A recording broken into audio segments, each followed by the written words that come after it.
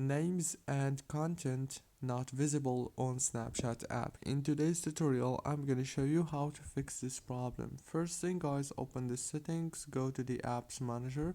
When you open the apps manager, now on this page you will find all the apps that you have on your phone.